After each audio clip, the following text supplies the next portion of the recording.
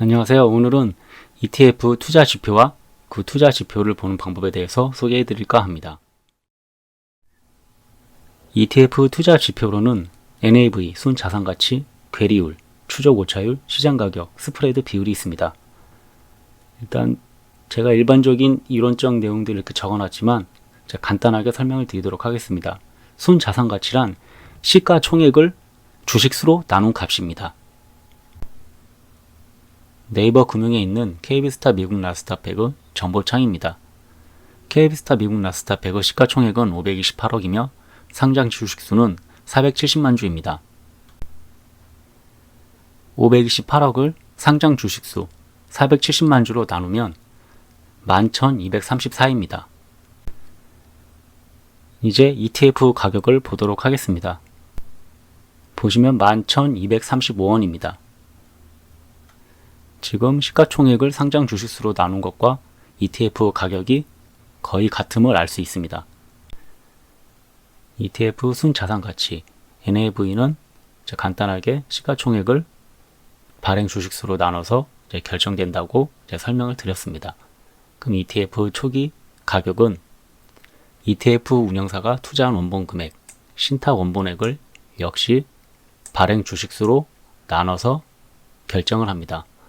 만원을 신탁 원본액으로 설정할 경우 100주를 발행하면 100원, 10주를 발행하면 1000원입니다.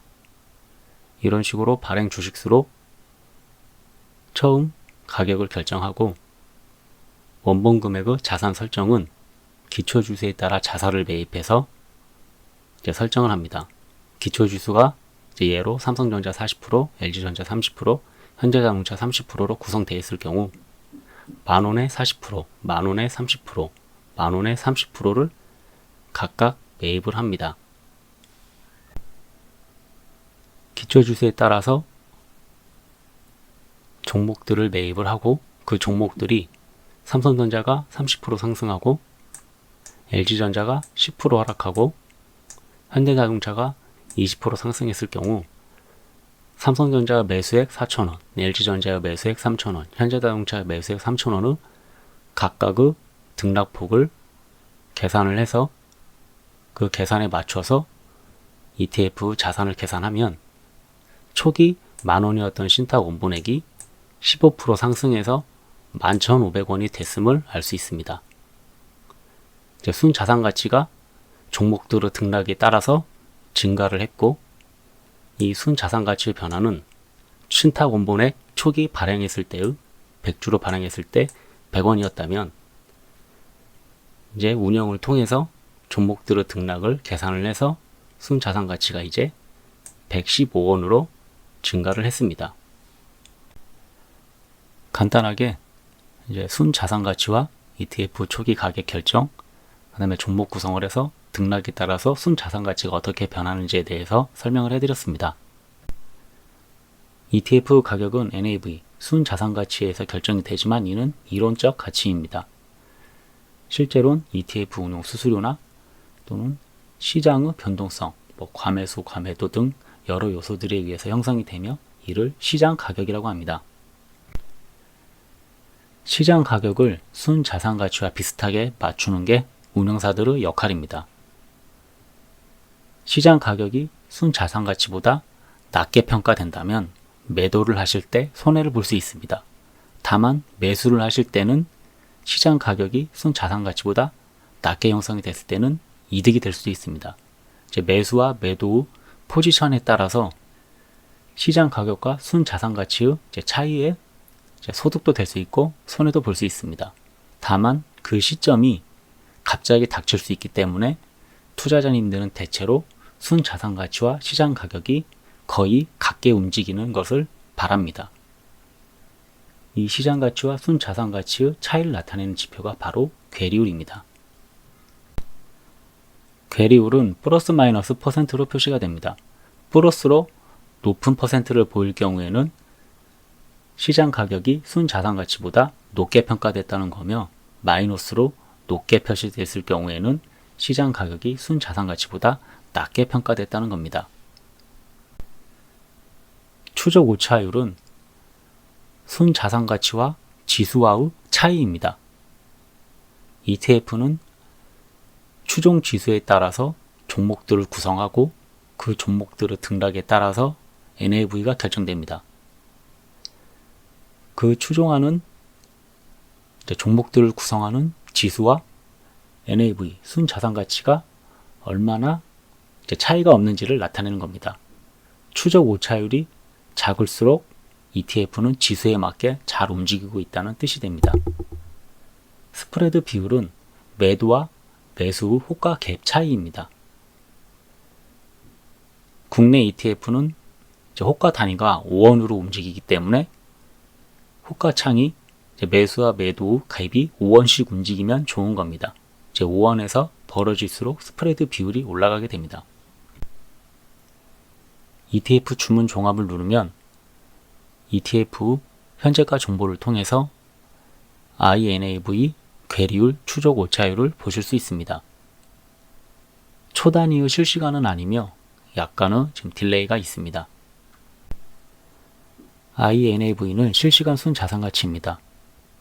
순자산가치가 이론적 지표이고 그 이론적 지표를 실시간으로 보여주기가 어렵기 때문에 추정치라고 생각하시면 됩니다.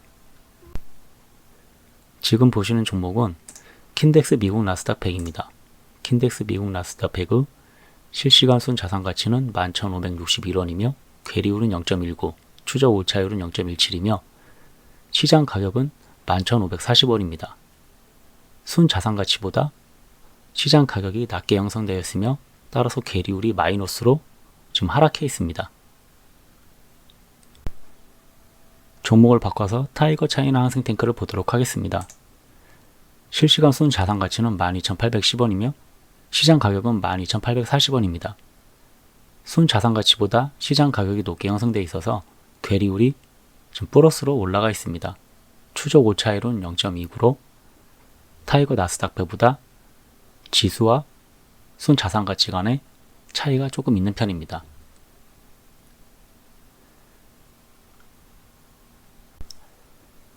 다음 종목은 킨덱스 미국 S&P 500입니다.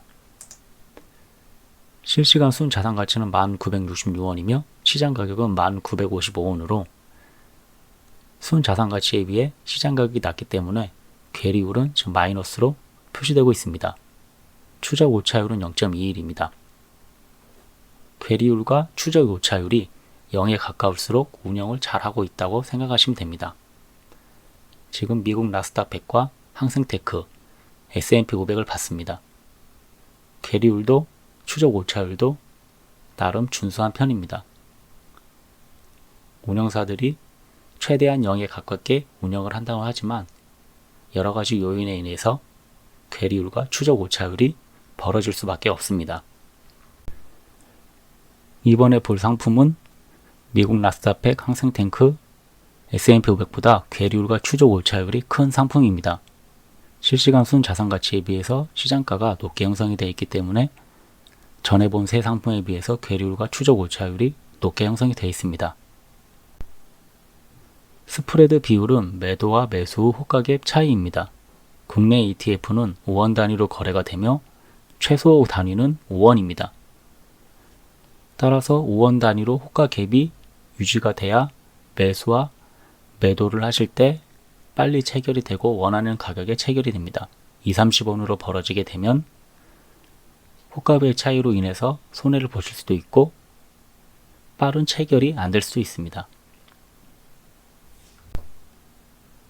순자산가치와 괴리율, 추적 오차율, 스프레드 비율과 시장 가격에 대해서 간단하게 설명을 해드렸습니다.